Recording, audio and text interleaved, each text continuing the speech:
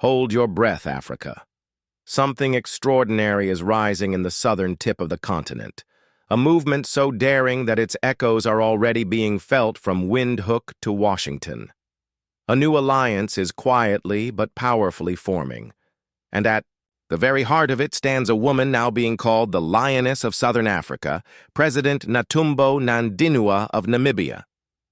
At 72, a veteran of the liberation struggle, she did not step into office to play by the outdated rules left behind by the old order.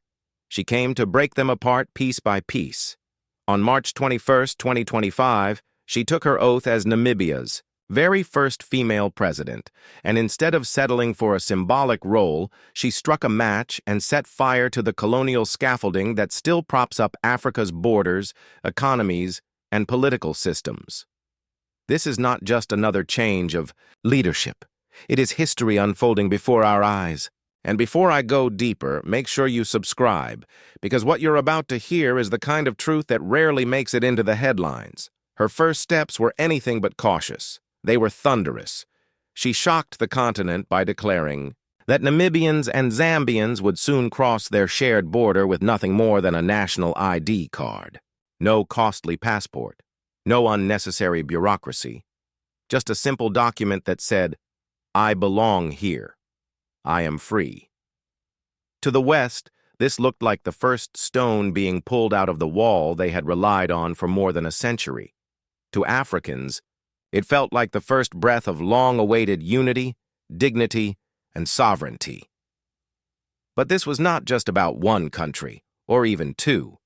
Already Botswana had joined in similar arrangements, and the whispers suggested that Angola, Zimbabwe, and even South Africa were watching closely.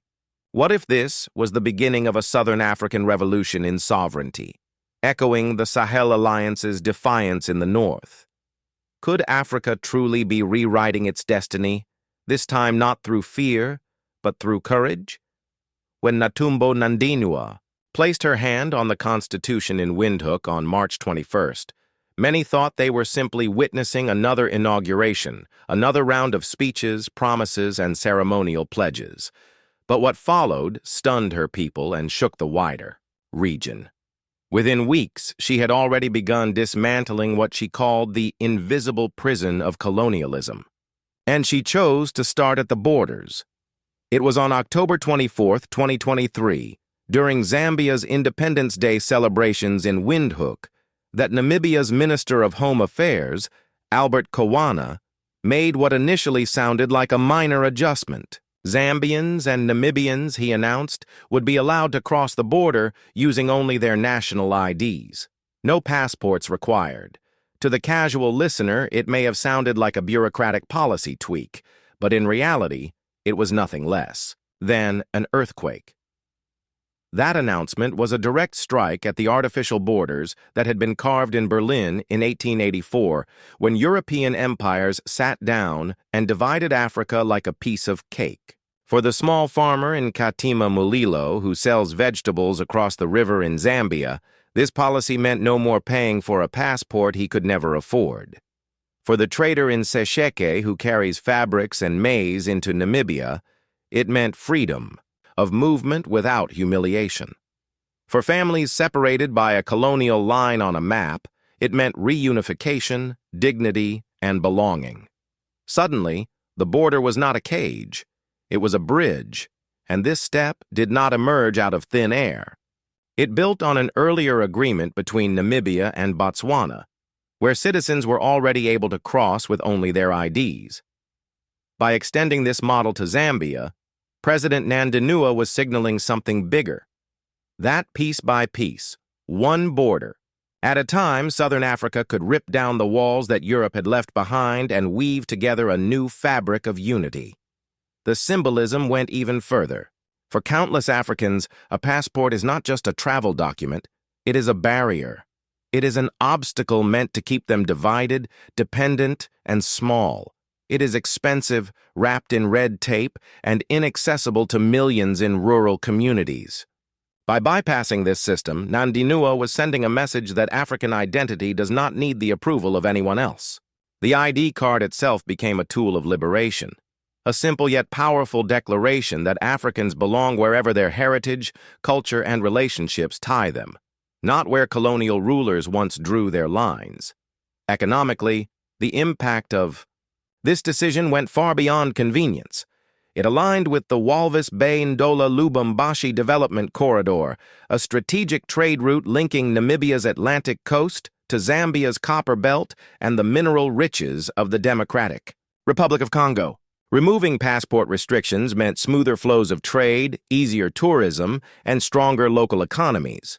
Analysts predicted that cross-border informal trade costs could drop by up to 30%, unlocking prosperity for families who had long been trapped by red tape. Naturally, the West saw the danger immediately.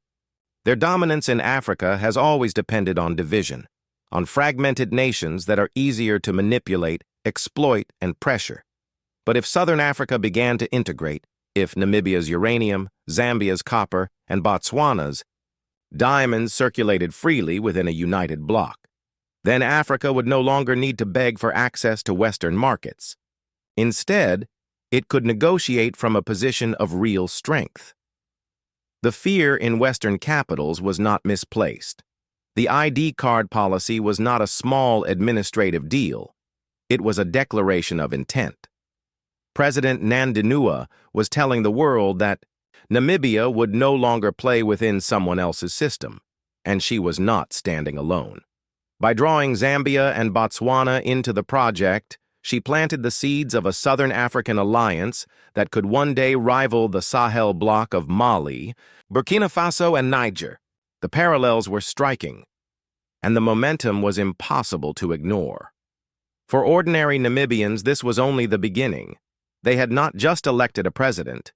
They had chosen a reformer who was willing to move fast, to break barriers, and to remind the continent that sovereignty is not a slogan, but a lived experience. With just one signature and one bold decision, the seeds of a new emancipation in Southern Africa were sown. And if that bold border reform was the first spark, then President Natumbbo Nandinua's very next actions turned it into a blazing fire. Because with less than a month in office, she made a move that few African leaders would even dare to whisper about. If the border reforms were a spark, then her next decision was a thunderclap. With less than a month in office, President Natumbbo Nandinua announced something that rattled not only Namibia, but the entire world. On March 22, 2025, the day after her inauguration celebrations had barely ended, she declared that Namibia's oil and gas sector would be placed under the direct control of the presidency. Overnight, global giants like Total Energies and Shell, which had long dictated the terms of Namibia's energy resources, were stripped of control. These corporations, accustomed to dominating contracts across Africa, suddenly found themselves sidelined. The announcement sent shockwaves through European capitals. Panic gripped investors. How could a small country on the southern edge of Africa, led by a 72-year-old woman the West had dismissed as ceremonial, seize control of one of the fastest-growing oil frontiers on Earth? But in Namibia itself, the reaction could not have been more different. Crowds poured into the streets of Windhoek, chanting her name. On radio stations and social platforms, ordinary people expressed pride that their oil would no longer be shipped away under foreign control while their children suffered unemployment and poverty. To them, this was not vandalism. This was justice. It was sovereignty made real. But President Nandinua did not stop there. Barely weeks into her presidency, she confronted one of the darkest shadows of Namibia's history. In April 2025, she demanded a full apology and reparations from Germany for the genocide committed against the Herero and Nama peoples between 1904 and 1908. More than 100,000 Africans had been slaughtered in one of the first genocides of the 20th century. For years, Germany's attempts at reconciliation had been little more than symbolic gestures, carefully crafted words, and token projects. Nandinua's response was sharp, unapologetic, and fiery. In an interview with the BBC, she dismissed Germany's offers as insulting half measures. She declared, Our ancestors' blood cannot be appeased by symbolic words or token funds. Justice is overdue. Her words echoed across the continent. In Berlin, officials scrambled to control the fallout. European diplomats whispered about diplomatic damage, but for Namibians it was a reckoning long delayed. She had forced a conversation that the West had hoped would remain buried forever. Then, in August 2025, she stunned the world yet again. The Bill and Melinda Gates Foundation had proposed conducting trials of a new long-acting hormonal IUD in Namibia, device that would remain inside women for up to 8 years. For decades, African nations had been used as laboratories for pharmaceutical experiments, often without full accountability or oversight. Nandinua stood firm. In front of her people, she rejected the trial outright. Namibia's women are not test subjects, she declared. Our future is not a laboratory. Her words spread like wildfire across African social media platforms. Hashtags celebrating her defiance trended for days. Women's rights groups hailed her as a protector of dignity and sovereignty. Western officials were left on the defensive, accused of treating African lives as expendable. Each of these decisions built upon the last, escalating her reputation at home while intensifying hostility abroad.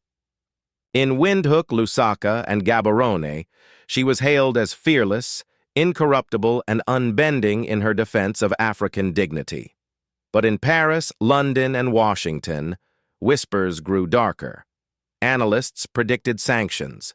Journalists speculated about destabilization campaigns. Some unverified reports even claimed that she had expelled hundreds of Americans from Namibia, fueling rumors that she was ready to confront the West head-on. Inside Namibia, she was becoming a folk hero. Outside, she was being painted as reckless, dangerous, and even dictatorial. The clash of narratives could not have been sharper. But one thing was undeniable. She had broken the silence that often suffocates African politics. She had forced the world to pay attention. Her economic vision did not stop with oil nationalization. In July 2025, she unveiled Namibia's 6th National Development Plan, NDP6. Unlike the glossy documents of the past, this was not just promises on paper, it was a blueprint for genuine independence. The plan called for diversifying the economy away from raw exports and ensuring that Namibia's resources were transformed into industries, jobs, and livelihoods at home. For decades, Namibia's diamonds, uranium, and other resources had been shipped abroad raw, enriching others while her own citizens struggled. Under Nandinua's plan, that cycle would end. She promised investments in agriculture, local manufacturing, renewable energy, and infrastructure. Her target was bold, to restore Namibia's status as an upper-middle-income nation by 2030. The social reforms she proposed were equally groundbreaking. In her first State of the Nation address, she declared that starting in 2026, higher education would be free for Namibian citizens. She also announced a $257 million youth business fund to combat unemployment alongside a national internship program to give graduates real-world experience. She pledged to build 10,000 units of affordable housing every year in Windhoek, tackling one of the most painful shortages in the country. For a generation that had grown disillusioned with politics, these reforms felt like a rebirth of hope. They saw, perhaps for the first time, a leader who was turning Namibia's wealth into opportunities for its people instead of profits for outsiders. Her ambitions extended into the energy sector as well. Namibia, long known for its uranium exports, would no longer simply sell raw material. She commissioned studies on nuclear power, laying the foundation for Namibia to one day generate its own advanced clean energy.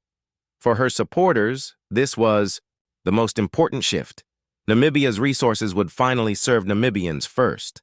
But alongside hope, there was also risk. Western financial institutions, from the IMF to credit rating agencies, quietly warned that her reforms might strain Namibia's stability. Analysts suggested that free education and housing could be financially unsustainable. Critics accused her of centralizing too much power in the presidency, particularly by placing the oil and gas industry directly under her office. Yet for ordinary citizens, these concerns mattered little. For the first time in living memory, they saw promises being made and kept. In April 2025, she declared corruption to be a form of treason. Her words were not empty. On April 27th, she dismissed the Minister of Agriculture, Fisheries, Water, and Land Reform after his arrest on corruption charges. By removing one of the most powerful ministers in the country, she sent a chilling warning across every ministry and boardroom. Corruption would no longer be tolerated. Her cabinet itself reflected the break with the past. She reduced the number of ministries from 21 to 14, demanding efficiency and accountability. Only 3 ministers from the previous government were retained. She blended experience with fresh talent. Lucia Witbooi as vice president, Elijah Enarari as prime minister, and Esperan Luenda, just 31 years old, as Minister of Health and Social Services. It was a message of renewal, showing that a new generation of Africans would help shape the country's future. The consequences of these reforms stretched far beyond Namibia's borders. Civil society groups across southern Africa celebrated her as a model of leadership. Analysts in Zambia and Botswana argued that her policies could serve as a blueprint for the entire Southern African development community. What she was proving, step by step, was that sovereignty did not need to remain a slogan. It could become reality, concrete, lived and felt in daily life. And for her supporters, this was only the beginning. She was not just governing Namibia. She was showing Africa what was possible. By September 2025, the world had realized that President Nandinua was not a figurehead, nor a temporary caretaker who would quietly fade into the background. She was a force shaking the foundations of global power, and she was only just beginning. Her speeches, delivered with calm authority and fiery conviction, began circulating across Africa like wildfire. Videos of her parliamentary addresses were clipped, shared, and translated into dozens of languages. To her critics, she was unpredictable. To her admirers, she was unstoppable. In October 2025, she launched perhaps her most controversial project yet, the Namibia for Namibians Economic Directive. This policy declared that any foreign-owned company operating in Namibia would need to demonstrate that at least 60% of its workforce, from senior management down to skilled labor, was made up of Namibian citizens. For decades, foreign firms had imported expertise, executives, and managers from Europe and Asia, while local workers were relegated to low-paying jobs. Now the rules had changed. The backlash was immediate. European chambers of commerce accused her of economic nationalism. Foreign investors warned of a hostile business environment. But for Namibian families, this was a dream finally realized.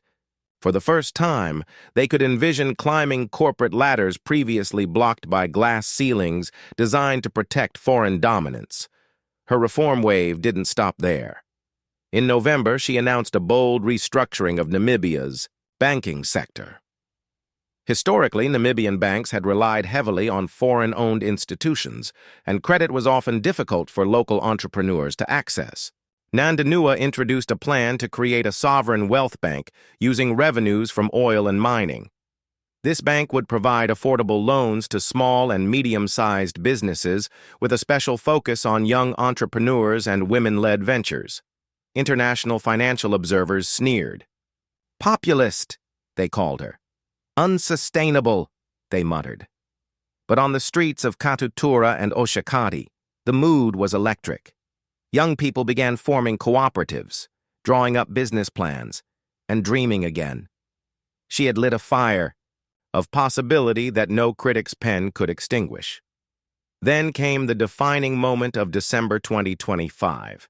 In a televised address, she declared that Namibia would no longer tolerate what she called resource imperialism. This meant that all existing contracts for uranium, diamonds, and rare earth minerals would be reviewed.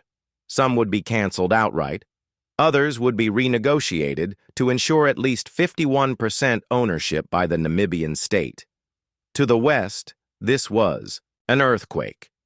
Within days, stock prices of multinational mining corporations plummeted. Shareholders panicked.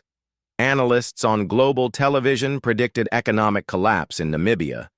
But in Windhoek, Swakopmund, and Keetmanshoop, fireworks lit up the skies. People poured into the streets, waving flags and singing freedom songs. For them, this was not economic suicide. It was the first breath of real independence since colonial rule had ended. But while she was celebrated at home, storms gathered abroad. Reports circulated in European media that the EU was considering sanctions. Anonymous sources suggested that covert destabilization campaigns were being discussed. Rumors swirled that certain embassies in Windhoek were meeting frequently, strategizing ways to undermine her leadership. Whether true or exaggerated, the perception alone heightened tensions. Yet, Nandinua remained unshaken. In her New Year's address in January 2026, she spoke directly to her people. "We are a small nation, but we are not a weak nation. Our resources, our land, and our dignity are not bargaining chips. They are our inheritance, and I will guard that inheritance with every breath I take." The speech electrified Namibians, but it also made something else clear. Her battle was no longer just about Namibia. She had become a symbol for the whole continent. Leaders in Malawi, Tanzania, and Zimbabwe began citing her in their own speeches. Pan-African movements painted murals of her face alongside other African revolutionaries. She was no longer just a president, she was a movement. In February 2026, she made a historic trip to Addis Ababa for the African Union Summit. Her arrival was unlike any other. Crowds lined the streets waving Namibian flags. Inside the summit, she took the floor and delivered a fiery speech demanding that Africa create its own collective security pact, independent of Western alliances. She also called for a Pan-African sovereign wealth fund to prevent individual countries from being bullied by international lenders. Her words were met with thunderous applause from some and uneasy silence from others. Leaders who had grown comfortable with the status quo shifted nervously in their seats. But the younger generation of African politicians, many of whom admired her courage, rose to their feet in support. In that moment, it became clear: Nandinua was reshaping African politics itself. By March 2026, her government began rolling out ambitious infrastructure projects. Highways connecting rural regions, new hospitals in underserved areas, and renewable energy plants dotted across the country. Most dramatically, she unveiled Namibia's first nuclear research facility, not for weapons, but for energy and medicine. Critics in the West raised alarms, but her administration insisted it was part of a sovereign strategy to ensure Namibia never again begged for electricity or advanced healthcare technology. At the same time, her anti-corruption crusade intensified. By mid-2026, over 40 government officials had been investigated, and several high-profile trials were underway. For many Namibians, seeing once untouchable elites brought before judges was proof that she meant what she said. For decades, corruption had drained the nation like a slow poison. Now, it was being confronted head-on, but her fiercest challenges were yet to come. As Namibia's policies gained traction, Western media began portraying her as an authoritarian, strong woman. Articles described her as dangerously nationalistic and warned of a looming crisis. International credit agencies downgraded Namibia's outlook. At the same time, whispers spread of assassination plots and covert attempts to destabilize her government. Despite all this, she carried herself with the same calm, grandmotherly smile she had shown on Inauguration Day. In interviews, when asked if she feared the consequences of her decisions, she would simply respond, "I have lived 72 years. Fear does not guide me now. Duty does." By the spring of 2026, Namibia had changed beyond recognition. Farmers were receiving subsidies to grow more food. Students were enrolling in universities without worrying about crushing debt. Young entrepreneurs were launching businesses with state-backed loans. The pride in the air was tangible. Of course, challenges persisted. Inflation was high. International trade negotiations were tense. Diplomatic relations with Europe had soured. Yet among the people, there was an unshakable belief that they were finally walking their own path, no matter how difficult. And through it all, Natumbbo Nandinua remained a symbol of resilience. She was not perfect. She was not without flaws. But she had given Namibia something that could not be measured in dollars or percentages: the courage to believe in itself. For many across Africa, she represented a question that could no longer be ignored. If Namibia could reclaim its sovereignty, why not us? By mid-2026, the pressure on Namibia had reached levels unseen since its independence struggle. The European Union threatened to impose sanctions on uranium exports. The United States floated the idea of restricting Namibia's access to global banking systems. Multinational corporations began quietly withdrawing some of their staff, signaling to the world that a showdown was approaching. Inside Namibia, however, the atmosphere was the opposite. Markets bustled with new energy. Farmers sold locally grown produce with pride, knowing they were no longer competing against subsidized imports. Communities organized cooperatives to manage renewable energy projects. Across towns and villages, murals of Natumbbo Nandinua appeared, painted alongside slogans of resilience and sovereignty. But with every step forward came resistance. In July 2026, intelligence reports reached the president's desk suggesting that a group of local elites, backed by foreign interests, was plotting to destabilize the country. The plan involved funding protests, spreading disinformation online, and even bribing military officers. Instead of panicking, Nandinua moved decisively. She summoned her cabinet and ordered a full-scale investigation. Within weeks, arrests were made. Hidden bank accounts were exposed. A handful of officers were court-martialed. What stunned the world wasn't just her ability to neutralize the threat, but the transparency with which she handled it. Every detail was broadcast live on national television. The people could see the evidence themselves, proof that betrayal was not a rumor, but a reality. For decades, Namibians had been told about conspiracies behind closed doors. Now, the truth was open for all to see. By August, her image as an incorruptible leader was cemented. International media, unable to ignore her effectiveness, began grudgingly acknowledging her achievements. A headline in one European newspaper read, "The woman who refuses to bow." Another American outlet admitted, "Despite pressure, Namibia's economy shows surprising resilience." Still, challenges loomed large. With sanctions tightening, Namibia needed new allies. Nandinua responded by strengthening ties with African neighbors. In a bold diplomatic move, she traveled to Angola, South Africa, and Tanzania, signing trade agreements that bypassed Western financial systems. For the first time, Namibia was exporting goods directly to fellow African nations on a large scale. The symbolism was powerful. Africa trading with Africa, without middlemen. In October 2026, she hosted a continental gathering in Windhoek. Leaders, activists, and business figures from across Africa came to discuss a shared vision of independence. The gathering was dubbed the Second Liberation Conference.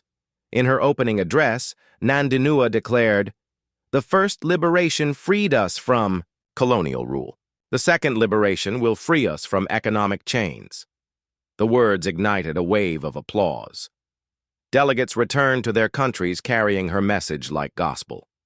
From Dakar to Dar es Salaam, young Africans debated strategies for resource sovereignty, inspired by what Namibia was attempting.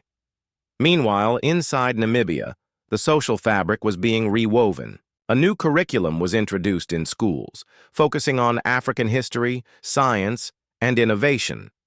Universities began offering scholarships for renewable energy and advanced medicine. Hospitals built under her infrastructure program were saving lives daily. People who once felt invisible now felt seen, but not everyone was celebrating.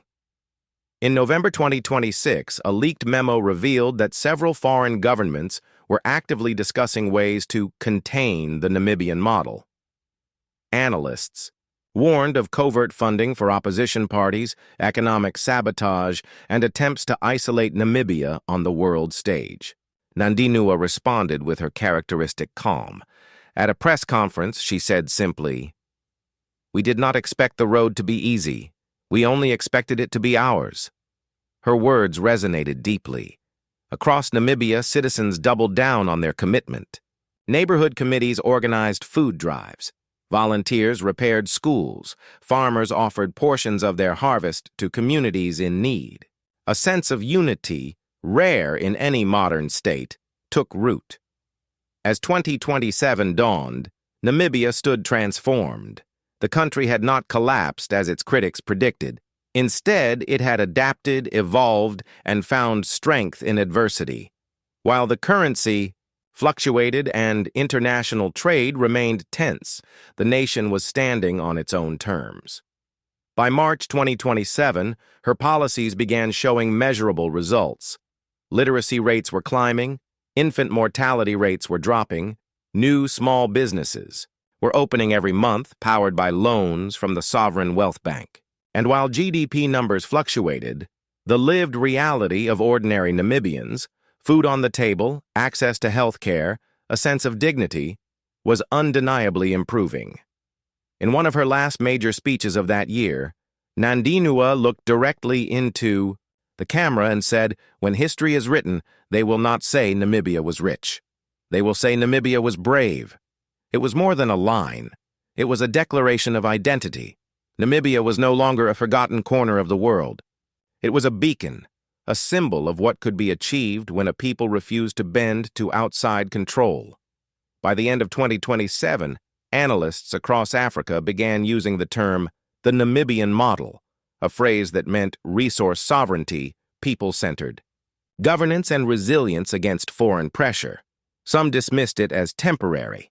Others feared it might spread. But for millions of Africans, it was proof that a small nation could stand tall in a world dominated by giants. Natumbbo Nandinua, at 72 years old, had become more than a president. She was a living reminder that leadership was not about wealth or power, but about courage and conviction. And though her journey was far from over, one truth was already clear. The story of Namibia under her leadership would be told for generations. And as you finish hearing this chapter of her remarkable journey, don't forget to subscribe because more stories of courage, struggle, and triumph are yet to come.